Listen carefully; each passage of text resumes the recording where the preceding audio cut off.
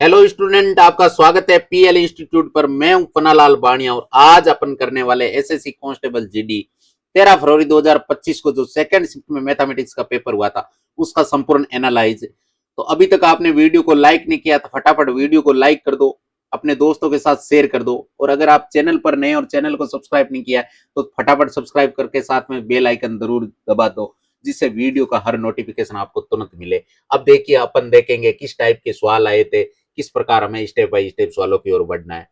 तो आपके सामने एसएससी जीडी का पहला सवाल आपके आया था, यदि समान ब्याज दर पर 2 वर्ष में साधारण ब्याज तो 42 रुपए और चक्रवर्ती ब्याज 63 रुपए हो तो मूलधन याद कीजिए। अब देखिए, 2 साल का सिंपल इंटरेस्ट यानी एसआई 42 रुपए है। इसका मतलब एसआई हमेशा ही पर साल का बराबर होता है। इसका मतलब 21-21 रुपए, पहले साल भी 21 रुपए, दूसरे साल भी 21 रुपए। और सीआई कंपाउंड इंटरेस्ट पहले साल तो एसआई के बराबर ही होता है, यानी पहले साल तो 21 रुपए, लेकिन 2 साल का 63 रुपए। इसका मतलब दूसरी साल 42 रुपए। यानी यहां से वृद्धि कितनी हो गई, यहां से आपके 21 रुपए की वृद्धि हो गई। 21 रुपए ब्याज क्यों लगा? ये जो 21 रुपए ब्याज आता है ना, ब्याज पे ब्याज लगा है, यानी 21/21 × 100। यहां से आपको दर कितनी मिल जाएगी, 21 से 21 कट जाएगा और यहां से 100% दर मिलेगी। अब हमें याद क्या करना है, मूलधन। और मूलधन याद करने का फॉर्मूला क्या होता है? अब देखो, 1 साल का आपके पास साधारण ब्याज है, 2 साल का आपके पास साधारण ब्याज है। आप 1 साल से याद करो ना। 1 साल से साधारण ब्याज से मूलधन याद करने का फॉर्मूला होता है साधारण ब्याज यानी 121 × 100 बटे मूलधन। मूलधन कितना है? मूलधन भी 21 रुपए। सॉरी, मूलधन हमें याद करना है। दर कितनी है? 100%। समय 1 साल। तो 100 से 100 कट गए, 21 में 1 का भाग दोगे तो 21 बार थी। यहां से आपके आंसर क्या आएगा? 21 रुपए। यानी मूलधन कितना आ गया? 21 रुपए। अब है आपके सामने दूसरा सवाल कि ए, बी और सी अलग अलग तौर पर कार्य करते हुए किसी कार्य को क्रम से 5 दिन, 8 दिन और 6 दिनों में पूरा करते हैं। ए 5 दिन में कंप्लीट करता है, बी आपके 8 दिन में कंप्लीट करता है और सी आपके 6 दिन में पूरा करता है। यदि वह सभी एक साथ कार्य करते हैं और पूरे कार्य के लिए 22,774 रुपए अर्जित करते हैं, तो बी और सी के हिस्से के बीच का आपको क्या बताना है? अंतर। अब यहां से देखो, सब अलग अलग लिखेंगे सबका। ए कितने दिन में काम कंप्लीट कर रहा है? 5 दिन में। बी कितने दिन में कंप्लीट कर रहा है? बी आपके कर रहा है 8 दिन में। और सी कितने दिन में कर रहा है? सी आपके कर रहा है 6 दिन में। तो इन तीनों का हम लेंगे एलसीएम। टोटल काम कितना है? तो इन तीनों का एलसीएम क्या आएगा? इन तीनों का एलसीएम आएगा, सबसे बड़ा नंबर कौन सा? 8 है। 8 की टेबल बोलेंगे जिनमें तीनों का भाग चला जाए, तो ऐसा नंबर कौन सा आएगा? 120 ही आएगा। 120 में 5 का भी भाग जाता है, 8 का भी जाता है और 6 का भी जाता है। 5 का भाग कितनी बार जाएगा? 24 बार। 8 का कितनी बार जाएगा? 15 बार। और 6 का कितनी बार जाएगा? 20 बार। यहां से देखो तीनों की एफिशिएंसी मिल गई। अब देखो, यहां से सवाल वाला बोल रहा है कि पूरा कार्य अगर कंप्लीट करते हैं तो उन्हें 22,774 रुपए मिलते हैं। और एफिशिएंसी तीनों की कितनी है? तीनों की एफिशिएंसी अगर जोड़ेंगे तो 24 और 15 39, 39 और 20 कितने हो गए? 59। अब हमें याद क्या करना है? बी और सी के हिस्से के बीच का अंतर। बी को कितने मिलते हैं? बी की एफिशिएंसी कितनी है? 20 है। और बी की 15 है, सी की 20 है। तो इन दोनों के बीच का डिफरेंस कितना आ गया? 5 यूनिट का। तो 5 से गुना कर देंगे। अब 59 का देंगे इसमें भाग। तो 59 का भाग अगर इसमें देंगे तो भाग जाएगा आपके 3 बार।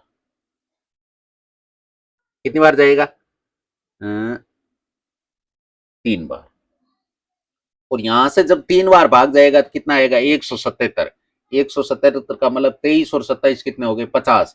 यहां से आपके 50 बच गए, 50 के पास में आपने क्या लगा दिया? 7। इसका मतलब 507 हो गया। अब 59 का भाग 507 में देंगे तो 9 छक्की 54, 540 हो जाते हैं। इसलिए भाग जाएगा 9 बार नहीं जाएगा, 8 बार जाएगा। अब 8 से जब इसको गुणा करेंगे तो 8 साती 56, 8 साती, सॉरी, इसको इससे गुणा करना। तो 8 ने 72, 72 का 2 और हंसल की 7 और 40 और 7 कितने हो गए 47, 472। अब 28 और 7 कितने होते हैं 35, और आप उतार दोगे 4। अब देखो पूरा का पूरा भाग 6 बार जाएगा, इसका मतलब 386, और 386 को गुणा किसे करना है 5 से। जब 5 से गुणा करते हो ना तो उस नंबर का कर दो आधा। 386 का आधा कितना होता है 19 3 यानी 193, आगे क्या लगा दो 0, यानी 1930 रुपए। जो कौन सा ऑप्शन हमारा है डी नंबर ऑप्शन में, तो इसका डी नंबर ऑप्शन राइट हो गया। अब है आपके अगला सवाल के अनवर, अमित और गोपाल का औसत वजन आपको 46 किलो दे रखा है। यदि अनवर और अमित का औसत वजन 39 केजी है, तो अमित और गोपाल का औसत वजन 44 केजी है, तो अमित का वजन बताना। तो यहां से आपके अनवर कौन कौन, अनवर प्लस अमित प्लस गोपाल, तीनों का वजन 46 किलो पर व्यक्ति का वजन है, तो 46 को 3 से गुणा करोगे, 46 गुणा 3 बराबर कितने हो गए 45 को 3 से करने पे 135, और 135 और 3 138 केजी। यहां से आपको तीनों का वजन मिल गया 138 किलो, जिसमें से अनवर और अमित, अनवर प्लस अमित, इन दोनों का वजन कितना है 39 किलो पर पर्सन है, तो 39 को 2 से गुणा करोगे तो कितने आ जाएंगे 78 केजी। अब आगे कौन है अमित और गोपाल,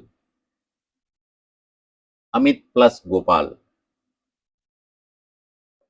अमित प्लस गोपाल 44 किलो का एक है, तो दोनों का कितना हो गया 44 गुणे 2 बराबर 88, 44 इंटू 2 बराबर 88। अब देखो यहां से हमें किसका वजन निकालना अमित का, और अमित का वजन देखो तीनों में आ रखा है। इसका मतलब आप क्या करोगे सबसे पहले या तो अनवर का वजन निकाल लो या गोपाल का निकाल लो, जिसका अच्छा लगे उसका वजन आप निकाल लो, दोनों में से एक का। अगर अनवर का निकालते हैं तो इसमें आप क्या कर दोगे अमित और गोपाल का जो वजन है ना ये 88 किलो, ये इसमें से घटा लोगे। तो अगर 88 इसमें से घटाओगे तो किसका वजन आ जाएगा, अगर 88 आप इसमें से घटाओगे तो अनवर का वजन आ जाएगा। किसका आ जाएगा अनवर का, अनवर कितने किलो का हो जाएगा, अनवर आपके हो जाएगा यहाँ से 12 और 38 कितना होता है 50, यानी 50 किलो का कौन है अनवर। अगर अनवर 50 किलो का है इसमें से, तो दोनों का 78 किलो है और हमें चाहिए अमित का वजन, तो दोनों के वजन में से ये 50 किलो घटा देंगे हम अनवर वाला, तो पीछे कौन बचेगा अमित।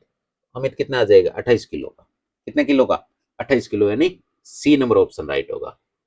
अब है आपके चौथा सवाल कि वो बड़ी से बड़ी संख्या याद कीजिए जिससे 1163 और 2214 को भाग देने पर क्रम से, यानी 1163 में जब भाग देते हैं तो शेषफल कितना बचता है 15, और जब अगर 2214 में देते हैं तो 82 शेषफल बचता है। इसका मतलब इसमें से आप 82 कम करोगे। अब क्या काम करो, अगर शेषफल जो बचता है वो इनमें से पहले ही कम कर दो, तो 13 में से 5 गए तो पीछे कितने बच गए 8, और यहाँ पर कितने हो गए 5, 5 में से 1 गया तो 4 और 11, 1148, और यहाँ से जब घटाओगे यहाँ से घटाने पे क्या आ जाएगा 2, 11 में से 8 गए तो 3, और यहाँ पर कितने आ गए 21। तो यहां से जाओ आपको 1148 और 2132 ऐसा नंबर मिला है जिनमें एक किसी संख्या का भाग देंगे तो भाग पूरा पूरा जाएगा। अब देखो इनमें से ट्राई करते हैं कि किसका भाग जाने की संभावना है। तो सबसे पहले 159 का भाग तो नहीं जाएगा, क्यों नहीं जाएगा, क्योंकि 159 2 से डिवाइड नहीं हो रहा है, और इसमें ऐसा भाग जाएगा जिसमें 2 से भी वो डिवाइड होगा। इसका मतलब 159 नहीं होगा, 173 ही नहीं होगा, क्योंकि ये अभाज्य संख्या है और अभाज्य संख्या का भाग इसमें पूरा पूरा नहीं जाएगा। 169 भी नहीं आएगा, इसका मतलब ओबियसली वो आंसर कौन सा आ जाएगा सी नंबर ऑप्शन। अगर आपको पूरा, तो आप सी नंबर यानी 164 का भाग इसमें दे भी सकते हो, इसमें 2132 में भी दे सकते हो, पूरा पूरा जाएगा भाग। अब है आपके सामने पांचवा सवाल, 0.7 मीटर त्रिज्या वाले एक ठोस अर्धगोले का आपको संपूर्ण पृष्ठीय क्षेत्रफल याद करना है। पाई का मान 22/7 लेना है। अब देखो सारा मान किस में हल किस में आ रहा है वर्ग सेमी में आ रहा है, और यहाँ पर क्या दे रखा है मीटर, तो सबसे पहले इसको किसमें बदलो सेमी में, और मीटर को सेमी में बदलने के लिए क्या करेंगे हम 100 से गुणा करेंगे। इसको अगर 100 से गुणा करोगे तो 100 से गुणा करने पे ये क्या आ जाएगा 7 सेमी आ जाएगा। अगर इसको आप 100 से गुणा करोगे ना तो 7 सेमी आएगा। अब यहां से अर्धगोले का संपूर्ण पृष्ठीय क्षेत्रफल याद करने का फॉर्मूला होता है 3πr²। तो 3 के 3, पाई का मान 22/7 और आर कितनी है 7 इंटू 7। अब देखो 7 से 7 कट जाएगा, और 22×3 = 66, 66 को आप 7 से गुणा करोगे 6×7 तो 42, असल की 4 42 और 4 कितने हो गए 46, यानी 462, जो आपके बी नंबर ऑप्शन में आ रहा था। इसका मतलब इसका बी नंबर ऑप्शन राइट हो गया। अब है आपके सामने छठा सवाल कि वस्तु की एक जोड़ी को 20% की छूट पर 1820 में खरीदा तथा प्रत्येक वस्तु का अंकित मूल्य समान है। एक जोड़ी का मतलब दो वस्तु है, वो 1820 में खरीदी जो 20% की छूट के बाद में, तथा प्रत्येक वस्तु का अंकित मूल्य समान है। एक वस्तु का अंकित मूल्य आपको बताना है। ये दो वस्तु का विक्रय मूल्य है, यानी 1820 है ना, ये दो वस्तु का विक्रय मूल्य है। और विक्रय मूल्य क्या है? 20% की छूट दी है, इसका मतलब वैल्यू कितनी होगी? 20% की फ्रैक्शन वैल्यू क्या होती है? 1/5, यानी 5 में 1 की छूट देके ये 4 है, ये 4 का मान है। हमें किसका निकालना है? पहले 5 का। लेकिन एक बात ध्यान रखना है, ये दो वस्तु का है, हमें एक का निकालना है, इसका मतलब दो का भाग भी आप दोगे। अब यहां से जिनसे कटते हैं उनसे काट दो। 4 से अगर इसको काटोगे तो 4 चौक 16, 4 पंजे 20, 4 पंजे 20। अब यहां से देखो 4 से तो आपने काट दिया, अब क्या है? इसको कर लो गुणा। अगर इसको गुणा करोगे तो आप क्या करना पड़ेगा? आधा करना पड़ेगा। इसका आधा कितना होगा? इसका आधा होगा आपके 455 का आधा। तो 450 का आधा कितना होता है? 225, यानी 227 75, यानी 2275 आएगा। 2275, क्योंकि 5 से गुणा किया है, इसका मतलब पॉइंट को आपको भूलना पड़ेगा, बीच में जो पॉइंट आता है उसको भूलना पड़ेगा। अब देखो, अब क्या आ गया? अब आप क्या करोगे? इसको करोगे 2 से भाग, 2 से भाग 11, और 75 का आधा 37.5, यानी 1137.5 रुपए। क्या हो गया? इसका आंसर हो गया। जो आपके कौन सा ऑप्शन मारा है? जो आपके डी नंबर ऑप्शन मारा था, इसका मतलब इसका डी नंबर ऑप्शन राइट हो गया। अब आपके सामने है 7वां सवाल। एक व्यक्ति का मासिक वेतन आपको 42,000 रुपए, एक व्यक्ति का मासिक वेतन 42,000 रुपए से बढ़ के 57,000 हो गया। इसका मतलब 42 से 57 होने पे वृद्धि कितने की हुई? यहां से आप चाहो ना तो इसको, क्योंकि आपको तो परसेंटेज में याद करना है, तो 3 जीरो से 3 जीरो भी काट सकते हो। यहां से वृद्धि कितने की हो रही? यहां से वृद्धि हो रही है 15 की। 42 से 57 हुआ तो 15 की वृद्धि किस पर है? 42 पर। और चाहो ना तो इसको आप 3 के पाड़े से और उड़ा सकते थे, 14 और 19, 14 और 19 वैसे। अब इसको कर दो। अगर इसको आप काटोगे किसके पाड़े से? 3 के पाड़े से, दिए तो 5 बार कटेगा। 5/14, ठीक है, 5/14 गुणा 100। अब 5/14 यानी 500/14, 14 का भाग दोगे तो 34, 42, पीछे कितने बच गए? 8 जीरो। 14 गुणा 5 70, पीछे बच गए 10। अब पॉइंट लगाना पड़ेगा, तो यहाँ जीरो। 4×7 = 98, 4×7 = 98, पीछे बच के 2, फिर आगे भाग जाता रहेगा। लेकिन आपका आंसर क्या आ जाएगा? 35.7, यानी ए नंबर ऑप्शन राइट होगा। अब है आपके 8वां सवाल कि ईंधन की कीमत में क्रमागत 3 महीने में, पहले महीने में 40%, दूसरे महीने में 30% और तीसरे महीने में 10% की कमी की गई, लेकिन चौथे महीने में 40% की वृद्धि हुई। 3 महीने में लगातार कमी हुई, चौथे महीने में वृद्धि हुई। तो चौथे महीने में ईंधन की कीमत में उसकी मूल कीमत की तुलना में कितने प्रतिशत वृद्धि या कमी हुई? अब देखो, यहां से आपके सारी हर हर परसेंटेज की आपको फ्रैक्शन वैल्यू याद होनी चाहिए। जैसे 40% है, 40% की फ्रैक्शन वैल्यू क्या होती है? 40% की फ्रैक्शन वैल्यू होती है 2/5, यानी 5 की वस्तु में 2 की छूट मिलकर ये 3 में मिल रही है। 30% की फ्रैक्शन वैल्यू क्या होती है? 3/10, यानी 10 में 3 की छूट, यानी 7। 10% का मतलब होता है 1/10, 10 में 1 की कमी यानी 9।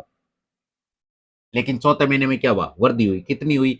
वृद्धि हुई आपके 20%, सॉरी 40% की। 40% की फ्रैक्शन वैल्यू क्या होती है? 2/5, यानी 5 में 2 की वृद्धि होकर कहां पहुंच गया? 7 में।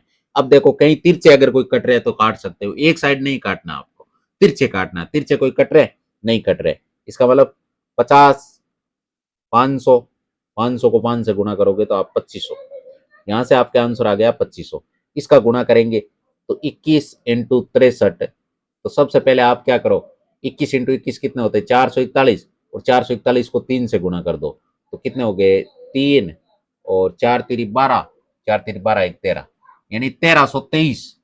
पहले कितनी थी? 2500, 2500 से कितनी होगी? 1323। इसका मतलब ओबियसली बात है क्या हुई है? कमी। वर्दी वाले ऑप्शन तो पहले ही आप काट दो। यहां से कितने का डिफरेंस है इनके बीच में? तो आप एक काम करो, अगर मैं इसको 73 दे दूं, सॉरी 77, अगर मैं इसको 77 दूंगा तो ये कितना हो गया? 1400 हो गया ना। 1400 और 2500 के बीच का डिफरेंस कितना होता है? 1400 और 2500 के बीच का डिफरेंस होता है आपके 1100 का। तो 1177। अब 1177 की क्या हुई कमी, किस पर? 2500 पर, गुणा 100। अब देखो डबल जीरो से डबल जीरो तो कट गया। अब क्या करोगे? 1177 है ना, इसमें आप किसका भाग दोगे? 25 का। तो 25 चौकू 100, पीछे बच गए 17, फिर 7 उतारोगे और 25 साती 175, पीछे क्या बच गया? पीछे बच गया आपके 2। अब पॉइंट उतारोगे आप, ये कितना हो जाएगा? 20, फिर भाग टूट गया। इसका मतलब अब यहाँ उतारोगे, अब कितने हो गए? 200 25 8 200 47.08, यानी आपके सी नंबर ऑप्शन आएगा। अगला है 9वां सवाल के तुषार ने 150 कुर्सियां बेची और 50 कुर्सियों के विक्रय मूल्य के बराबर लाभ हुआ, उसका लाभ प्रतिशत बताना। तो सबसे पहले 150 कुर्सियां बेची, इसका मतलब एसपी। अगर 150 बेची है तो पहले 150 ही खरीदी होगी, यानी सीपी। अब देखो दोनों पक्ष बराबर नहीं है, क्योंकि इसमें आप जब लाभ जोड़ोगे ना, क्रय मूल्य में जब लाभ जोड़ोगे तब दोनों बराबर होगा। तो लाभ कितना है? 50 कुर्सियों का विक्रय मूल्य, विक्रय मूल्य का मतलब एसपी। अब एसपी एसपी एक तरफ कर लो। अगर 150 में से मैं 50 घटाऊंगा तो पीछे कितना बचेगा? 100 एसपी। 100 एसपी बराबर 150 सीपी। अब चाहो तो आप काट सकते हो इसको, ये आपके 50 के पाड़े से 3 बार कटेगा, ये आपके 2 बार कटेगा, यानी 2 एसपी बराबर 3 सीपी। हमें सीपी और एसपी का रेशियो निकालना है, तो सीपी और बट्टा में आ जाएगा एसपी। अब सीपी के सामने कितना है? 2, और एसपी के सामने कितना है? 3। तो यहां से देखो, यानी सीपी की वैल्यू 2 और एसपी की वैल्यू 3, यानी 2 की वस्तु 3 में बेची, तो प्रॉफिट कितने का हुआ? एक का प्रॉफिट कितने पर? 2 पर, गुणा 100। यहाँ से क्या आ जाएगा? 2 से इसको काटोगे तो 50%, प्रॉफिट कितना का हुआ? 50%। बी नंबर ऑप्शन राइट होगा।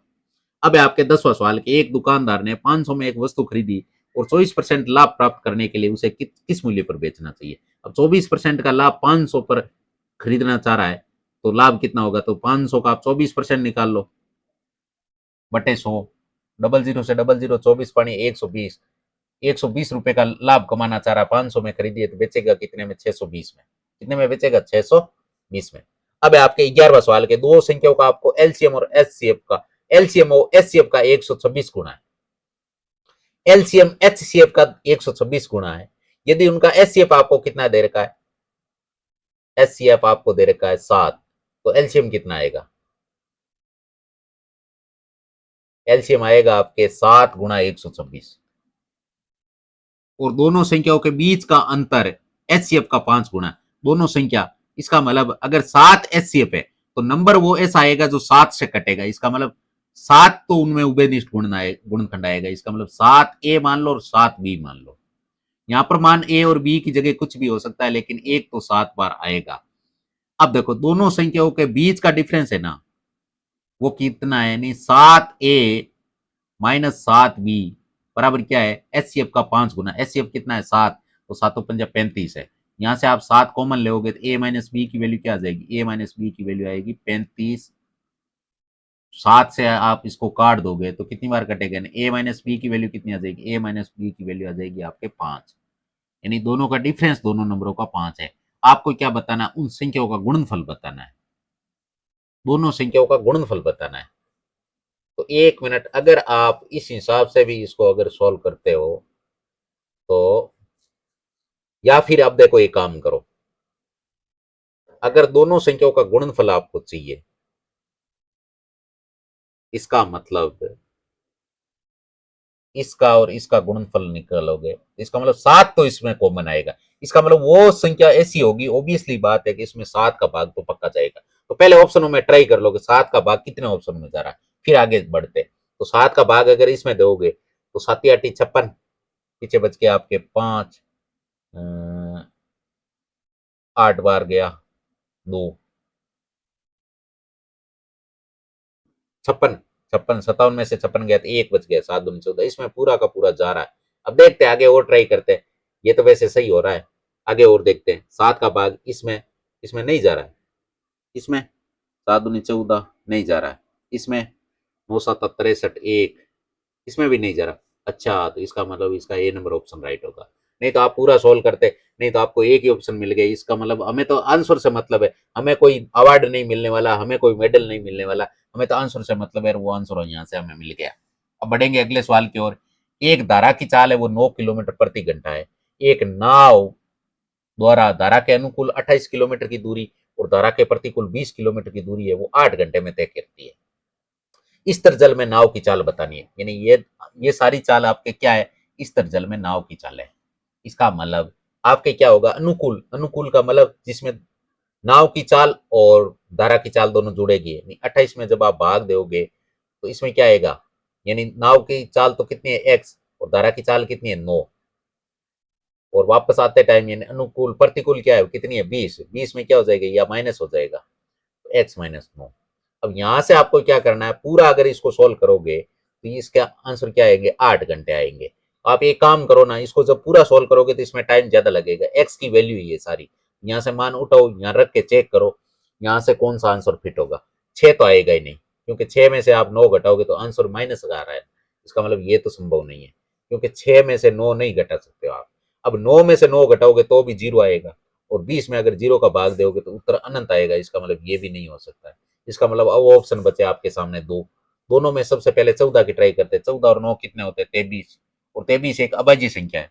23 एक क्या है अभाज्य संख्या। इसका मतलब 28 में भाग कटने की जाने की कोई गुंजाइश है नहीं। इसका मतलब ये भी नहीं आएगा, तो इसका मतलब ऑब्वियसली बात है आपके डी नंबर ऑप्शन आएगा। या ट्राई कर लो इसमें, देखो 12 है, 12 9 कितने होते हैं 21 प्लस 20 बटे 12 में से 9 गए तो पीछे बच गए 3। अब यहां से आप एक काम करो, इनके दोनों के कर लो ये हर बराबर, यानी ये 21 है तो इसको 7/7 कर लो। यहाँ से 7/7 करोगे तो ये तो आपके 28/21 है ही। ये कितना आ जाएगा, ये आ जाएगा 20 7 140/21। अब 21 एलसीएम आएगा तो ऊपर वाले डायरेक्ट जुड़ जाएंगे, तो 168 आ जाएगा। 168 में आपके 21 का भाग दोगे तो कितनी बार जाएगा 8 बार। इसका मतलब यहाँ से 8 आ रहा है ना, इसका मतलब इसका राइट आंसर कौन सा हो जाएगा, डी नंबर ऑप्शन ही होगा। अब है आपके सामने 13वां सवाल के 240 मीटर लंबी एक रेलगाड़ी 88 किलोमीटर प्रति घंटा की चाल से चल रही है। 16 किलोमीटर प्रति घंटा की चाल से समान दिशा में, यानी ट्रेन की दिशा में एक आदमी दौड़ रहा है, तो एक व्यक्ति को ये रेलगाड़ी कितने समय में पार करेगी, व्यक्ति को कितने टाइम में पार करेगी ये बताना। तो सबसे पहले रेलगाड़ी की लंबाई कितनी है 240, क्योंकि आदमी की लंबाई कुछ होती नहीं है, इसका मतलब 240 है। अब 240 और कितने टाइम में पार करती है वो हमें याद करना है। तो सबसे पहले दोनों एक ही दिशा में दौड़ रहे, इसका मतलब चाल का अंतर निकालेंगे। तो 88 में से 16 गए तो पीछे कितने बच गए, 2 और 1 72। लेकिन ये किस में किलोमीटर प्रति घंटा, इसको मीटर पर सेकंड में बदलने के लिए 5/18 से गुना करेंगे। 5 और 18 जाएगा, तीसरा बटा वो कौन चला जाएगा ऊपर। अब जिनसे कटते हैं उनसे काट दो, तो 18 चौकी 72 और चारू पंजे 20। 20 का जब इसमें भाग लगाएंगे तो कितनी बार जाएगा 12 बार, यानी यहाँ से आंसर क्या आ जाएगा 12 सेकंड में वो उस ट्रेन उसको पार कर लेगी। अगला सवाल है 14। 80 पुरुष है, एक छोटा फुटपाथ 100 दिन में बनाते हैं, तो टोटल काम कितना हो गया। अगर एक पुरुष एक एफिशिएंसी से काम करे तो 80 पुरुष है और 100 दिन में काम कंप्लीट करते हैं, तो ये आपके टोटल काम आ गया। अब ये टोटल काम आया है, लेकिन हमें 25 दिन में कंप्लीट करवाना, कितने पुरुष चाहिए, तो हम देंगे 25 का भाग। अब 25 चौक 100 यानी 8 चौक 32, यानी 320 पुरुष चाहिए। हमें कितने पुरुष चाहिए टोटल 320। 320 में से 80 तो हमारे पास पहले से है भाई, तो कितने पुरुष कार्य पर लगाने होंगे और कितने लगाने होंगे। अभी तो हमारे पास 320 टोटल है, लेकिन 80 तो हमारे पास अवेलेबल है। इसका मतलब 80 इसमें से आप निकाल लो, 320 में से 80 गया तो पीछे कितना बचा 240, यानी बी नंबर ऑप्शन राइट होगा। अब है आपके 15वां सवाल के ऋषि के पास 1612 रुपए, उसे इसे अपने पुत्र कौन कौन है शान और पीयूष के बीच में बांट दिया, तथा उन्हें इसे चक्रवर्ती रूप में वार्षिक रूप से चक्रवर्ती होने वाली 8% की ब्याज दर पर निवेश करने को कहा। उनको 1612 रुपए थे, कुछ उसने अपने शान को दे दिया और कुछ पीयूष को दे दिया, अलग अलग राशि दे दी। उनको बोल दिया कि आप बैंक में जमा करवा दो, जिसकी रेट ऑफ इंटरेस्ट कितनी है 8% है। और ये देखा गया शान और पीयूष को क्रम से, शान तो आपके 19 साल का होगा और पीयूष जब 20 साल का होगा तब उनको वो राशि मिलेगी।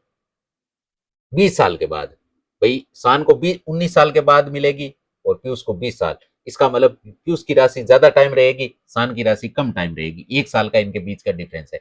इसका मतलब शान को है वो ब्याज कम मिलेगा, पीयूष को ब्याज ज्यादा मिलेगा। तो उल्टा वो ऐसा करेगा जिसको ब्याज ज्यादा मिलेगा, क्योंकि उनको राशि है ना 19 साल और 20 साल के बाद में जो बैंक से राशि मिलेगी ना ब्याज मिला के, वो दोनों को राशि क्या मिलेगी बराबर। इसका मतलब 19 साल वाले को ब्याज कम मिलेगा, 20 साल वाले को ब्याज ज्यादा मिलेगा, तो ये उल्टा कर देगा। वो क्या करेगा, ऋषि क्या करेगा, उल्टा कर देगा। जिसको ब्याज कम मिलेगा उसे राशि ज्यादा दे देगा, और जिसको ब्याज ज्यादा मिल रहा है उसको राशि कम देके दोनों को एडजस्ट करके, ताकि वो राशि क्या मिले, बराबर। अब राशि हम कितनी मानेंगे, 8% है। 8% की फ्रैक्शन वैल्यू क्या होती है, 8% की फ्रैक्शन वैल्यू होती है आपके 2/25, यानी 25 में एक को तो 25 रुपए मिलेगा, और एक को 25 में 2 बढ़ा के 27 रुपए मिलेगा। 25 किसको मिलेगा और 27 किसको मिलेगा, तो शान को तो मिलेगा आपके 27 रुपए, और पीयूष को मिलेगा 25 रुपए। इसका मतलब सवाल वाला तो बोल रहा है कि 1612 रुपए थे, लेकिन हम बोल रहे हैं एक को 27 दिए, एक को 25 दिए, 52 गुणा। अब किसको राशि याद करनी है, शान की। शान को कितने मिले, 27, 27 से गुणा कर दो। और 52 से इसको काटोगे तो 52 दिए 156, और 52 एकम 52, यहाँ से 31, और 31 को 27 से गुणा करोगे, 27 को अगर 30 से गुणा करोगे तो 810, और 27 एकम 27, 810 और 27 कितने हो जाएंगे, 837, यानी ए नंबर ऑप्शन राइट होगा। अब है आपके सामने 16वां सवाल कि चार व्यक्ति एक पार्क की परिधि पर चलते हैं। एक कोई पार्क है, उसकी परिधि पर चल रहे हैं। वो क्रम से 6 मिनट, 8 मिनट और 10 मिनट और 14 मिनट में एक चक्कर पूरा करते हैं। चूंकि उन्होंने एक समान शुरुआत की थी, तो कितने घंटे बाद वो शुरुआत, अभी ये मिनट में दे रहा है और आंसर आपको घंटे में चाहिए। तो सबसे पहले आप क्या करोगे, इस प्रकार का अगर सवाल है तो इसका ले लो एलसीएम। तो 6 का, 8 का, 10 का और 14 का एलसीएम लेंगे। तो हम क्या करेंगे, 14 की टेबल बोलेंगे जिनमें सबका भाग जाए। तो 14 एकम 14, 14, ऐसा कौन सा नंबर आएगा जिसमें तीनों का भाग जाए। तो यहाँ से आप क्या करोगे, ये काम, ऐसा कौन सा नंबर है जो कॉमन आ रहा है, इसका मतलब इसमें आपके दो कॉमन तो पक्का आएगा। यहाँ से 3 बच जाएगा, यहाँ से 4 बच जाएगा, यहाँ से आपके 5 बच जाएगा, यहाँ से आपके 7 बच जाएगा। अब यहाँ से आप 4 निकाल लो, क्योंकि 4 अलग है, 3 अलग है, 5 ही अलग है, 7 ही अलग है, इन सब का होगा गुणनफल। तो 7 पंजे 35, 35 दिए 105, 105 को 4 से गुणा करोगे तो 420, 420 का दुगुना 840, एलसीएम कितना आ गया, 840। उसको 840 मिनट लगेंगे, लेकिन घंटे में कन्वर्ट करने के लिए 60 का भी भाग भी दोगे। अब 60 का भाग दोगे तो कितनी बार जाएगा, तो छक्के ने 84, यानी 14 घंटे में वो काम कंप्लीट होगा। यानी 14 घंटे बाद में वो वापस सेम स्थान पर मिलेंगे। अब है आपके सामने 17वां सवाल है कि 4, 12 और 20 का चतुर्थ गणक, यानी चतुर्थ अनुपात याद करना। चतुर्थ अनुपात याद करने का फॉर्मूला क्या होता है, बी इंटू सी बटा ए। बी आपको दे रखा है कितना, 12, सी आपको 20 में ए का भाग यानी 4 का भाग देना। 4 से इसको काटोगे 3 बार और 20 दिए 60, यानी बी नंबर ऑप्शन राइट होगा इसका। अब है आपके सामने 18वां सवाल कि एक फंसारी को क्रम से 165 रुपए, 285 रुपए प्रति केजी मूल्य वाले चावल दो किस्मों को किस अनुपात में मिलाना चाहिए। एक तो 165 का भाव का है, एक आपके 285 का है। उनको किस अनुपात में मिलाना है ताकि उनका मिलाने के बाद में 195 रुपए प्रति किलो प्राप्त हो जाए। इस प्रकार अगर मिलाना है तो सबसे पहले, ये हमेशा क्रय मूल्य है तो क्रय मूल्य पे ही खेला जाता है। अब देखो 165 वाले और इधर से 285 वाले, ये एलिगेशन से सवाल सॉल्व होगा, ये तो होगा। लेकिन मिश्रण आपको किस हिसाब से बेचना वो बीच में लिखोगे तो 195। अब इनके बीच का लोगे डिफरेंस, तो इनके बीच का डिफरेंस कितना है, इनके बीच का डिफरेंस तो 30 का, और इनके बीच का लोगे आप डिफरेंस, तो यहाँ से डिफरेंस कितना आएगा, क्योंकि ये ज्यादा है ये कम है, 85 और 5 कितना हो गया, 90। इसका मतलब यहाँ से आपके एक वैल्यू 90 आ रही है, इधर से वैल्यू 30 आ रही है, इनको काट दो, ये 3:1 आएगा, यानी 3:1, यानी सी नंबर ऑप्शन राइट होगा। अब है आपके 19वां सवाल के वो छोटी से छोटी प्राकृतिक संख्या याद कीजिए जो 5, 10, 49 और 28 से विभाज्य हो। ऐसा नंबर आपको बताना है जो चारों नंबरों से डिवाइड हो। तो क्या 900 में 49 का भाग जाता है, 49 का मतलब जिसमें 7 से डिवाइड हो, तो 900 तो 4 7 से होता नहीं है। 98 7 से होता है, 49 से भी होता है, 49 दूनी 98, और 28 से भी होता है, 28 से भी होता है, क्योंकि 14 से हो रहा है कितनी बार, 60 बार, और 14 का आधा भाई 14 से कितनी बार हो रहा है, 14 से आप अगर इसको डिवाइड करोगे ना तो कितनी बार होगा, 64 यानी 70 बार, और 70 का आधा कितना आ जाएगा, 35। इसका मतलब ये सबसे डिवाइड हो रहा है, इसका मतलब बी नंबर ऑप्शन ही आएगा। और ऐसा नंबर कोई मुझे लगा नहीं जिसमें 7 का भाग जाए, क्योंकि 104 में 7 का जाएगा नहीं, 1006 में भी नहीं जाएगा। आपको क्या है बतानी, वो छोटी से छोटी प्राकृत संख्या, वैसे छोटी से छोटी ये छोटी, अगर इनमें भाग जाए ना तो भी हमारे तो छोटी ये मिलेगी, क्योंकि 900 में जा नहीं रहा है, और बी नंबर ऑप्शन इसका हमारी तरफ से राइट हो गया। अब है आपके सामने 20वां सवाल के वार्षिक साधारण की ब्याज की समान दर पर विजय ने 5,400 राशि का निवेश किया और मोहन ने 9,400 राशि का निवेश किया।